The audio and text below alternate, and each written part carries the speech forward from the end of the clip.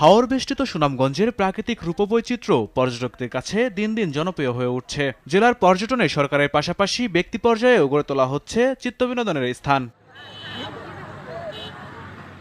তেমনই একটি flower lake. নগরীর ব্যস্ততা আর ক্লান্তি ভুলতে ছুটে যায় দর্শনার্থীরা। সুনামগঞ্জের সদর উপজেলার ৩ একর জায়গা ভাড়া নিয়ে ফ্লাওয়ার লেক নামের একটি দৃষ্টিনন্দন ফুলের বাগান তৈরি করেছেন এলাকার ৮ জন তরুণ উদ্যোক্তা। লেখাপড়া আর জীবিকার পাশাপাশি তৈরি করা ফুলের বাগানে পিটুনিয়া, সেলভিয়া, সিলোসিয়া, ডালিয়া, গেজিনিয়া, গাঁদা, গোলাপ ও চন্দ্রমল্লিকা সহ ২৫ ধরনের ফুল। পাশাপাশি নির্মাণ করা হয়েছে ওয়াশরুম, ক্যান্টিন, লেকের ওপর বাঁশের সেতু, শিশুদের দোলনা সহ ছবি তোলার বিভিন্ন কর্নার। প্রতিদিনই বাগানে ঘুরতে আসেন অসংখ্য দর্শনার্থী।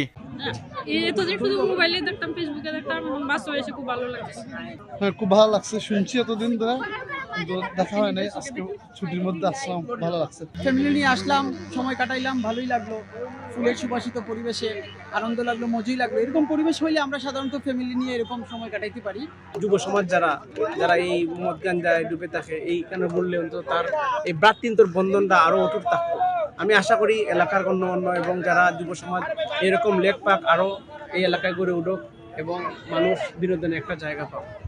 দর্শনার্থীদের মনোরঞ্জন ও বিনোদন দিতে ফুলের বাগান তৈরি করে সাড়া পাওয়ায় খুশি উদ্যোক্তারা। ফ্লাওয়ার লেক ২৪-এ করছি আমরা ৮ জন উদ্যোক্তা মিলে, মোটামুটি ভালোই সাড়া পেয়েছি।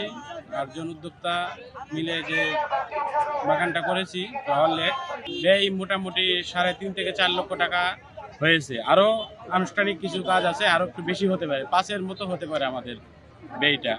তো আয়ের যে দিকটা, এটা এখন মোটামুটি ভালোই সাড়া পেয়েছি। আশা করা যায় যে আমাদের যে ব্যয়টা করেছি এটা আসবে। আমাদের যে আশেপাশের যে এলাকা, শহরের যে ছেলে মেয়েরা আছে, এখানে অবসর সময় কাটাতে পারে, যাতে বাজে নেশা, বাজে চিন্তা ভাবনা থেকে দূরে থাকতে পারে, যাতে আমাদের এখানে আসলে মন মানসিকতা ভালো থাকে, এটাই আমাদের মূল টার্গেট।